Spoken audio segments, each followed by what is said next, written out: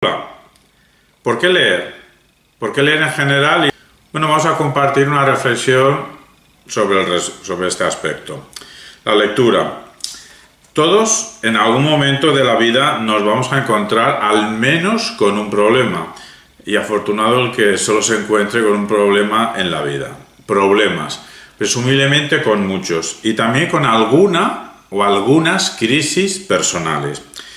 Y puede que hasta en medio de una crisis colectiva o incluso en medio de una crisis de civilización, como ahora mismo. Y cuando vengan esas dificultades, ¿cómo lo vas a afrontar? Evidentemente con y desde elementos tuyos o elementos que estén en ti, elementos físicos, elementos psíquicos, elementos sociales, como semejanzas, diferencias con tus congéneres. Algunos sobresaldrán en cualidades, elementos físicos, condiciones físicas, otros sobresaldrán en condiciones psíquicas, otros en condiciones sociales, algunos en dos componentes, quizá una minoría en tres de estos componentes, pero para lo que pueda venir todos haríamos bien en mejorar estos tres elementos del ser humano, lo físico, lo psíquico y lo social, cultural. Bien, ¿cómo? ¿Cómo podemos hacer una mejora inmatrascendental? Es decir, con elementos internos al ser humano, externos al ser humano y elementos sociales del ser humano. Pues bien, una actividad que contribuye en grado sumo a potenciar los componentes psíquico y social, a prepararnos para la vida, es la lectura. Lectura en general, en cualquier ámbito, pero especialmente sobre cuestiones científicas, artísticas, filosóficas.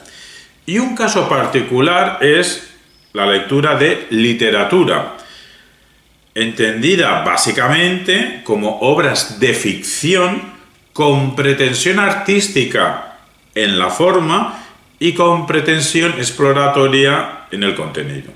Supuestamente, o al menos en los casos literarios más excelsos, la forma literaria está al servicio de alguna idea o conjunto de ideas que el autor quiere transmitir. Con una intencionalidad realizada, nos interesa esas intenciones ya realizadas, no las intenciones que tuvo y no cumplió. El autor tiene que vérselas con una complejidad en su obra, una complejidad en su oficio, pero también se las ve con complejidades del mundo en el que vive, complejidades también, más bien de orden social, pero también de orden psíquico y de orden físico. El autor tiene que verse, el autora evidentemente, tiene que vérselas con la sociedad que le ha tocado vivir y lo que le espera por vivir. Unas acciones que requieren del literato pensar, al punto que podemos hablar de un pensamiento literario. Pero ¿qué pasa cuando se experimenta con formas sin ninguna idea? ¿O qué pasa con ideas que, aunque sean interesantes y hasta potencialmente brillantes, se transmiten en una forma deficiente o no funcionan en una forma no lograda? Pues en el primer caso, un vacío semántico, no nos llega nada significativo, más allá de agrupaciones de letras y sonidos. Y en el segundo caso, un vacío sintáctico o gramatical, o estilístico, que nos impide apreciar la idea o ideas que hay detrás.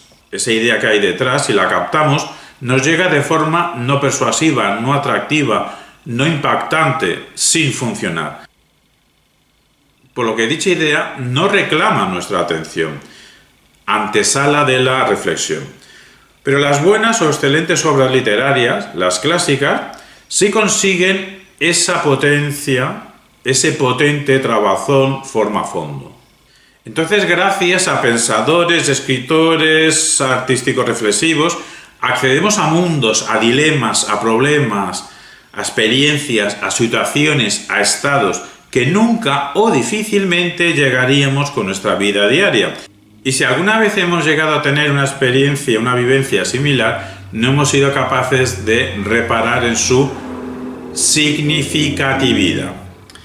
He ahí el valor de la literatura, el motivo por el que leer literatura, un enriquecimiento experiencial potente. la literatura en lengua inglesa, pero del ámbito británico, pues realizó su viraje hacia lo terrorífico, hacia lo imaginativo, hacia lo fantasioso. La literatura francesa, especialmente la novela del siglo XIX, es una transición perfecta para tener una experiencia lectora desde las coordenadas políticas del imperio hasta las coordenadas políticas de la república burguesa. Pues si te lees toda la transición, desde Stendhal, pasando por Balzac, Víctor Hugo, Zola, hasta llegar a Proust, pues te enteras de que es una transición desde la monarquía hacia una república burguesa. ¿Y la literatura en lengua alemana tendría algún eje? Pues no lo sé. Quizá cierta actitud reflexiva, quizá cierta actitud de meditación de la condición existencial del ser humano. Véase Hermann Hesse, Thomas Mann, el mismo Kafka.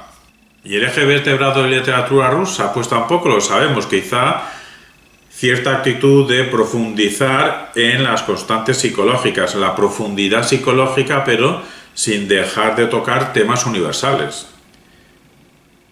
Y la principal característica o los ejes sobre los que pivota la literatura estadounidense, pues tampoco lo sabemos. Quizás esa obsesión por intentar reflejar, reflexionar la evolución de la sociedad estadounidense.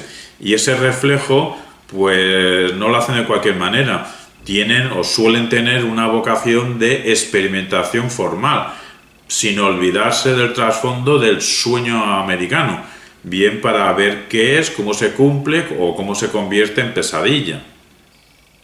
En fin, informémonos previamente de qué leer, pues algunas obras requieren preparación. Aceptemos los libros que por azar se plantan en nuestra vida si nosotros lo hemos decidido por una curiosidad, alguien que nos hace un regalo, alguien que nos hace un préstamo. Aceptemos los libros que se plantan ante nosotros sin haberlos solicitado. No leamos por leer, es decir, tengamos siempre el subrayador cerca y a varios colores, porque así podemos destacar tonalidades distintas.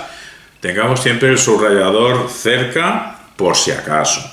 Leamos incluso literatura escrita originalmente en una lengua distinta al español. Y si podemos, leamos esas obras en su lengua original. Incluso se puede leer o se debe leer varios libros a la vez, porque así facilitas que haya conexión, una generación de ocurrencias que nunca hubiesen aparecido en tu cerebro de no ser por esa lectura conjunta. Puedes tener 4, 5, 6, 8, 10 libros y leer 10 páginas de cada libro al día.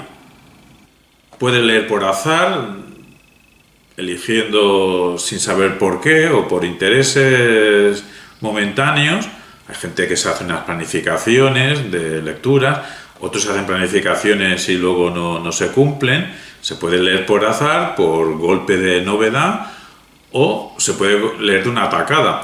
La ventaja de los que no leímos a Javier Marías cuando Javier Marías, este gran novelista, estaba vivo, pues por no leerlo en su momento, pues tuvimos una deficiencia cognitiva, pero tras su muerte hemos podido comprar toda su obra completa y entonces, no sé si no hemos acabado todavía, pero estamos leyendo toda su obra narrativa completa, seguida.